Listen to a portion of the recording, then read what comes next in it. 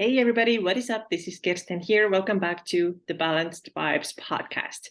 Today we're going to talk about what to do when you're starting to notice that some of the body fat or weight that you lost is starting to come back on. Your clothes are maybe fitting a little bit tighter again. Maybe if you take your measurements, notice that they are going up. And overall, you're feeling that you are not the same anymore. You're kind of like not really losing the progress that you made, but it doesn't just feel the same. So what can you think, or what can you do? What can you do about it? How should we think about it? So this is what we're going to talk about today. But before that, I have a really great announcement, and I'm really, really excited to tell you about this because I think you're going to get very excited too. So you often hear me mention my Facebook group, which is called Fit and Fueled, and I have often invited you to join, and many of you have already joined. So now what we're going to do in this Facebook group starting June 12th is a cool, really, really cool challenge where we're focusing on strength building and consistency. And in this challenge, you're going to have the chance to win an amazing prize. So the winner of the challenge will actually win $500. Yes, that's real. $500 cash. You have to do all the things that I ask you to do in the challenge. It's 3 weeks long. Every week we have a focus that we are really concentrating on. And if you complete everything, then you have the chance to win that $500 prize. So in addition to that, I also have smaller prizes for every week. And of course, the main thing, you are going to get stronger. You're going to lose some inches off your midsection, and you are getting more consistent with your training. Let's be honest here. Accountability is something that a lot of people are missing, and that's why they cannot stay consistent, which is the reason why they're not getting results. But here in this challenge, there's going to be me, there's going to be other group members and challenge participants who are going to help you get through this. And also not only get through the 3 weeks, but continue on this healthy track. So I really want to invite you to join this 21-day challenge, which is focused on really getting strong, and then building muscle, of course, so that you can feel good and lose some inches off your midsection, because midsection is where many people struggle with. And also this is where most of us want to store the body fat quickest. So if you're going to lose some inches off there, I know that's going to make everybody, people are always excited when they're like, feeling smaller, feeling kind of thinner there, and the numbers are down. So it is not that hard to do if you have the foundational steps. And this is what we're going to focus on in this challenge. So the challenge dates are June 12th till July 2nd. And it happens in the Fit and Fueled Facebook group. If you're not a member yet, you will have to join. If you want to join the challenge, this is the only way to do this. So I really hope to see you there. If you're interested, which you should be, then check out the link that takes you to the registration form. You have to fill out a small form, nothing crazy, and then we are meeting in the challenge. So the form link is in the show notes, and it's also in the YouTube description. So check it out there, and if you have any questions about it, you can of course shoot me a message. All right, so let's move on to today's topic. And as always, most of my topics are inspired by questions. Why is this happening? What should I do? How can I make this better? And so on. So recently I got a question. I'm feeling that I am maybe putting on some body fat again, although I lost it so successfully. When can I go back into a calorie deficit? I want to do this again. And before I'm telling anybody to go into calorie deficit, especially if she has done it fairly recently, I recommend that let's check what kind of changes may have happened, what kind of lifestyle changes may have happened that are causing this little bit of back gain. So first of all, I also wanted to make sure that she really is, gaining something, and it's not just, our perception, because sometimes we just have a day when we are, for some reason, have like a digestive issue, or it's around the period, or we just feel kind of different. And I just wanted to make sure that actually she is consistently noticing that she's gaining, it's not just like one random day. And she said, yes, the measurements have gone a little bit up pretty consistently. So what do we then do? So first of all, I recommend that you check out my episode number 229, where I talk about how I personally maintain my body weight, body fat probably, I don't measure that percentage consistently, but based on how I look and feel, how do I maintain that? And the bottom line there is that you want to stick with the habits that you learned. And if there's going to be huge changes into those things, then your body composition may start changing in a direction that you don't necessarily prefer. So see, what did you do when you were in a calorie deficit and worked actively on your body fat loss or body composition change? What were the things? Of course, one thing is a deficit, and this should be only for a period of time. So we cannot go back and do that again, especially if you have already done 2 cycles of fat loss and calorie deficit, and they have been like 3-4 months each. Then I don't recommend that you do that anytime soon, because your body needs a break.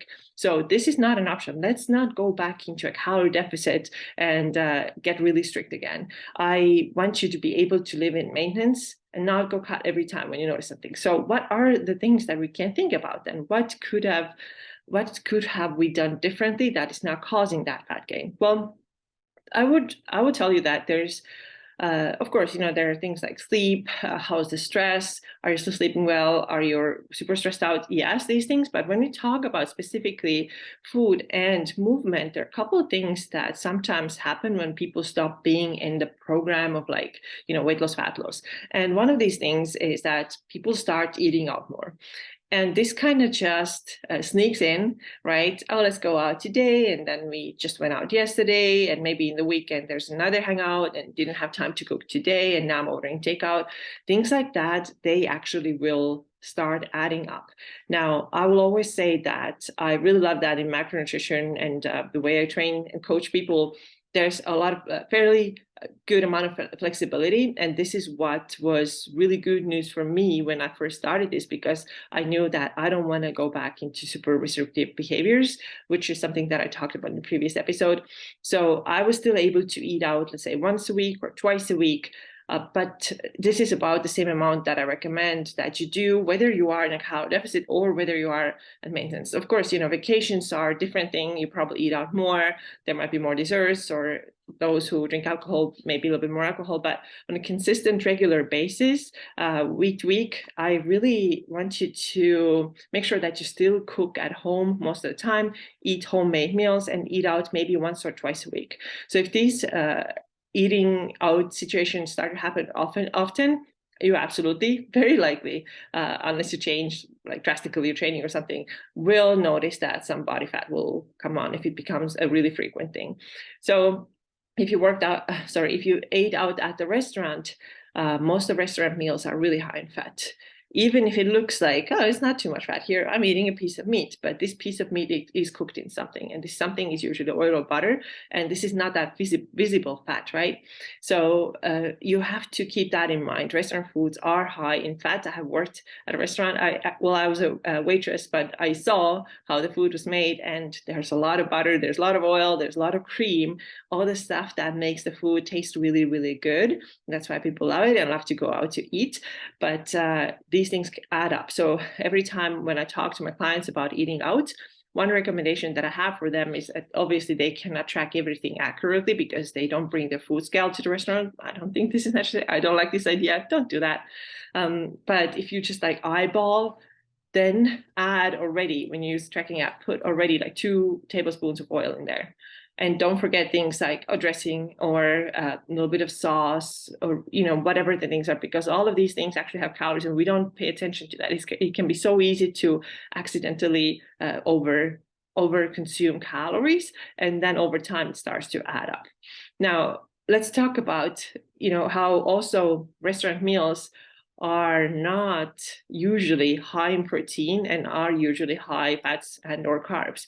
For example, whatever you can think, what is your favorite meal to order out?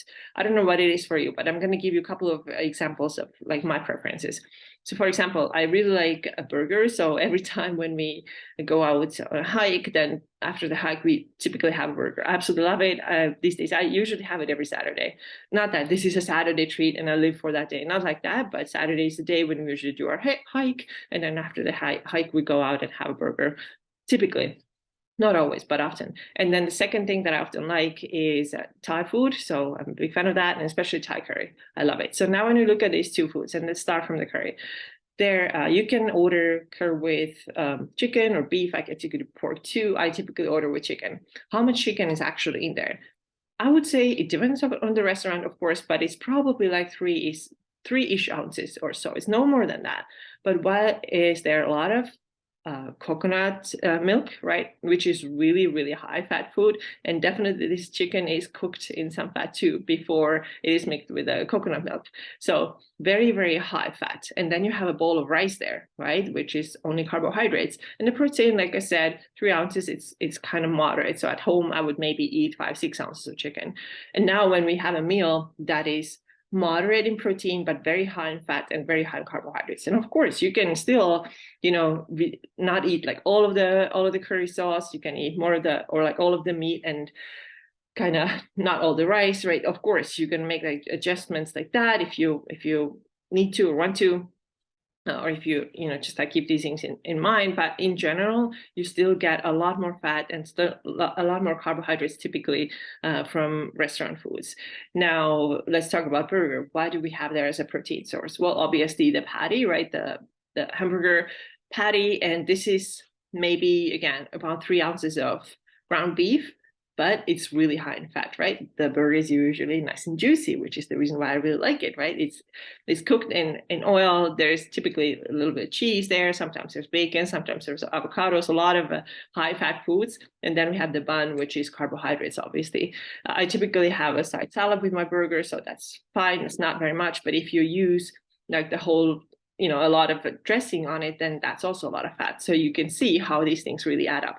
And I really want to make sure that you understand that I have nothing against you eating out. I think it's cool. I think it's great. I think it's tasty. It's enjoyable. It's like, I love it. I do that too. It's just that when it becomes a frequent thing, it can just start adding some of the body fat that you lost back.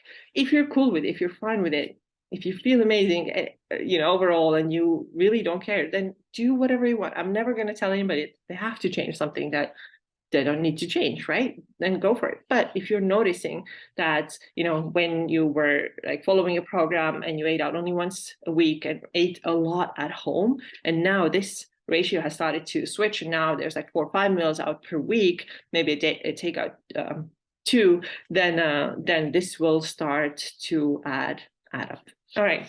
The second thing when it comes to food is snacking.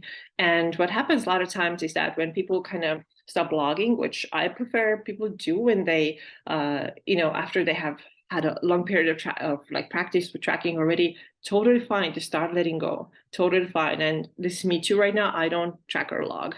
I've been eating intuitively for a while now because I tracked for most of the time for about 2.5 years, I would say. And I've had so much practice that I know that I'm pretty good even without tracking. But a lot of people who stop doing it now, what they're doing is starting to snack a lot more. So a little bit of this here, a little bit of that there. Let's say there's like a peanuts or something on a table, and you walk by that table and you just grab a few, or your kid left a bag of chips on the table and you walk past that and you just grab a few, or then you go and try a sip of something, or you bake something and you lick the bowl. Things like that, they actually do add up, random little things, and they are called BLTs. A lot of people refer to them as BLTs, so bites, licks, and tastes. If you have a lot of them, you could easily take in an extra 100 to 500 calories, maybe even more, who knows? It depends on how often you snack like that. So this is another thing to pay attention to. Are you doing that? Are you doing it more than you did before? Because again, it will start adding up. Now, the next 2 things are about movement. And the first of them is, of course, continue to work out. It probably sounds like duh, yeah. But are you actually doing this? Because sometimes, again, when it's like we don't have a coach anymore, or we're not accountable anymore, then what happens is that, skip a workout here, skip a workout there, and then we work out maybe once a week. But you have to keep that consistent. And this is literally something you do forever. Depending on, of course, where your body is, what happens. But in most cases, you want to continue and keep strength training as long as you can. And the way to stay consistent with it is to find a program that you at least somewhat enjoy doing, because if you absolutely hate something, you're not going to keep doing it. So enjoy doing and focus on things like how does it make me feel? Because I will tell you that also after, like, the longer you work out, the longer you do it for the mental health benefits. So it has to make you feel good too. I think at first everybody gets into fitness with the mindset of like, I got to change my body. Later on, the longer you do it, the more it's like, it makes me really good. It makes me confident. It makes me kind of centered.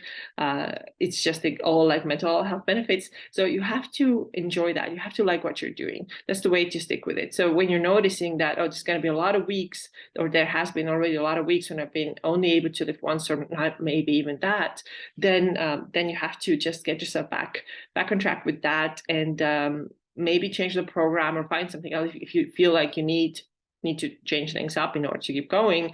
At the same time, don't look for the like variety in every single workout. You know that this is not how it works. How it really works is you're going to do the same workouts, similar workouts for, let's say, 4 weeks, and then you switch. You can have like 3 different workouts every week, and then you repeat these 3 for a month, and then you switch. So that's about workouts. And then the last part I want to talk about is walking and getting your steps in. And now I would say that this is even a bigger, I don't want to call it a problem, but even bigger reason why people kind of start losing those gains a little bit that they made, because we stop taking steps, we stop going out for walks. Let's say that we always used to hit the goal of like 10,000 steps, and now we're like, I don't feel like going today. It's not kind of nice out there. I'm not going to go.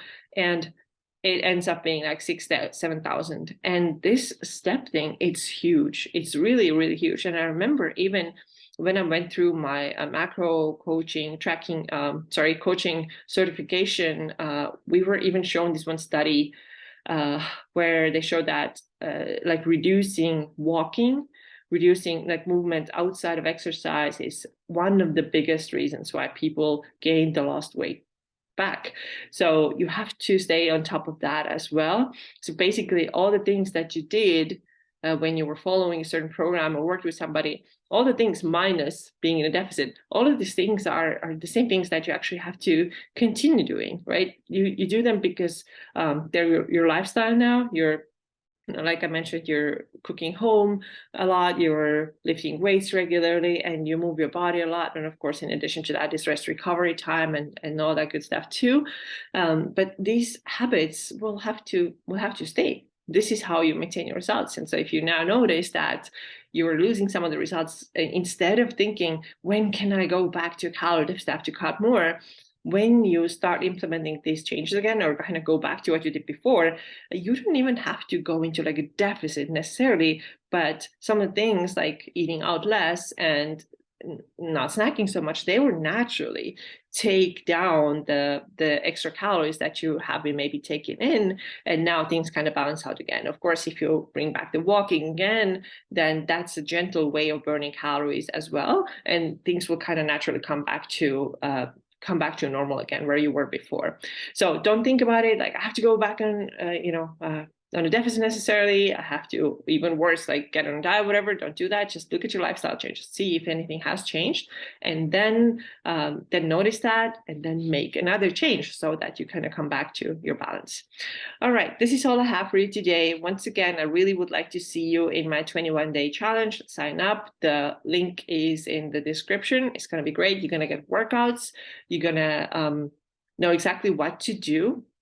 You have to sign up for this program. So you have to use the link if you want to sign up. This is not something that it's going to be, everybody who's in a Facebook group, you actually have to sign up for this specifically. So that's why I want to make sure that even if you are in a Facebook group, that's not enough. You have to sign up for this form, a starting form, and then I will send you all these starting materials again.